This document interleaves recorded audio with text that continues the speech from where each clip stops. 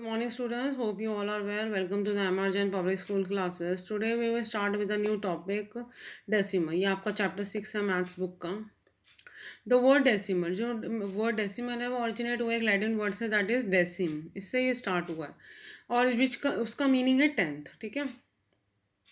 Mean जब भी हम कोई पॉइंट हटा लगाएंगे, देखिए आपको पॉइंट मैंने दिखाया है, डेसिमल का साइन है. जब भी हम इस पॉइंट को हटाएंगे तो हमें 1 के साथ कोई ना कोई डिजिट लगानी होगी. अगर एक ही पॉइंट के बाद फिगर होगी तो 10 लगाएंगे. तो 10 कम से कम इसमें डेसिमल में डिनोमिनेटर में लगता है. ठीक है.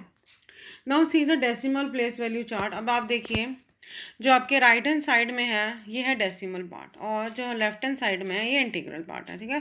तो इंटीग्रल पार्ट में होता है वंस, टेंस, 100, 1000. इसी तरीके से जो हमारा राइट पार्ट है, ये डेसिमल लाइन दी है मैंने. ठीक है.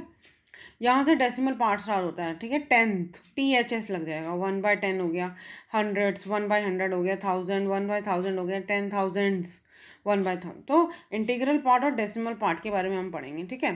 नाउ लाइक डेसिमल फ्रैक्शन के बारे में बात कर रहे हैं हम. 2 और more decimal fractions are called like decimal. ठीक है. जब भी 2 या 2 से ज़्यादा डेसिमल फ्रैक्शंस होंगे तो हम उसको लाइक डेसिमल्स कह सकते हैं. Like decimals have equal number of digit. Like decimals जो होते हैं उनके पास इक्वल नंबर ऑफ डिजिट होने चाहिए डेसिमल के बाद. ठीक है. However the number of digit in the integral part does not matter. Integral में कुछ भी हो, हमें उससे कोई मैटर नहीं है. ठीक है. Now see the examples. जैसे आपको दिया हुआ है 0.48. ठीक है. 10.41. अब इंटीग्रल में कुछ भी है, मीन्स 10 है, 0 है, 183 इंटीग्रल पार्ट है, इससे हमें कोई मतलब नहीं. हमें किससे मतलब है? 0.43 है, 0.41 है, 0.42. दैट मीन्स कि पॉइंट के बाद जो 2 डिजिट्स हैं हमें उससे मैटर है, वो डेसिमल पार्ट से मैटर है. तो जब तीनों के पास सेम है. यहाँ पे भी 2 डिजिट है पॉइंट के बाद, डेसिमल के बाद. यहाँ भी डेसिमल के बाद 2 डिजिट्स हैं और यहाँ भी डेसिमल के बाद 2 डिजिट. दैट मीन्स ये लाइक फ्रैक्शंस हैं, लाइक डेसिमल फ्रैक्शंस हैं. ठीक है. अनलाइक फ्रैक्शन देखो, 2 और मोर डेसिमल फ्रैक्शन, जब 2 से ज़्यादा decimal fractions are called unlike fractions. ठीक है. तो अनलाइक का मतलब होता है जब उनके पास डिफरेंट डिजिट्स हैं. जैसे देखिए यहाँ पे 0.4 है, यहाँ 0.41. यहाँ पे तो एक ही डिजिट है डेसिमल के बाद, यहाँ पर पॉइंट के डेसिमल के बाद 2 डिजिट, यहाँ 3 है. तो यहाँ अनइक्वल हो रहा है. ठीक है. Okay. Unlike decimal if they have unequal number of decimal places. जैसे अनइक्वल है, यहाँ पे पॉइंट एक ही, डेसिमल के बाद एक ही डिजिट है, यहाँ पे पॉइंट डेसिमल के बाद 2 डिजिट है, यहाँ डेसिमल के बाद 3 डिजिट. तो ये अनइक्वल है, तो ये अनलाइक डेसिमल फ्रैक्शंस होंगे. ठीक है. Unlike decimal fraction. ठीक है. हम यहाँ पे लिख सकते हैं unlike decimal fractions. Okay. Previous हमने किया था लाइक डेसिमल फ्रैक्शन, अब हम कर रहे हैं unlike decimal fractions. Okay. Now see equivalent decimal fractions कौन होते हैं? Unlike fraction which are equal in value. Unlike fractions होते हैं अनलाइक डेसिमल फ्रैक्शंस, यहाँ भी हमने डेसिमल लिखना है. अनलाइक डेसिमल फ्रैक्शंस होते हैं which are equal in value, उनकी वैल्यू इक्वल है. ठीक है.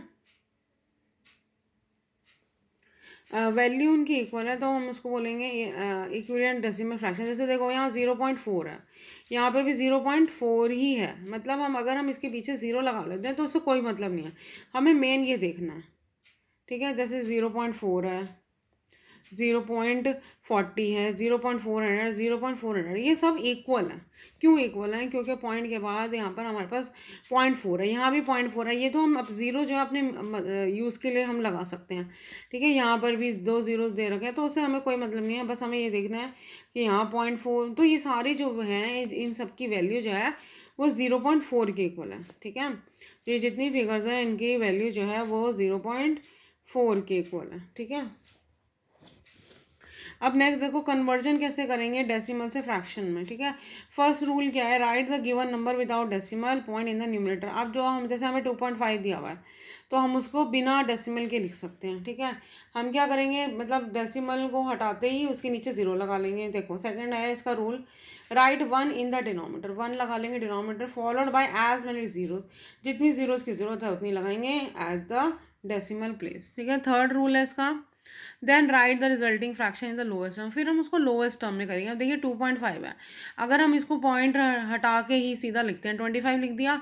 अब 25 हो गया. अब नीचे हम क्या करेंगे, डिनोमिनेटर में 1 लिखेंगे. अब पॉइंट को हटाया तो एक ज़ीरो आएगी। अब हम इसको कट करेंगे, 2 5 की टेबल से करते हैं, 5 5 ज़ा 25, 5 2 ज़ा 10, तो ये लोएस्ट टर्म में हो गई 5/2। अब इससे आगे ये नहीं कट सकती है, ठीक है, लोएस्ट टर्म यही है इसकी।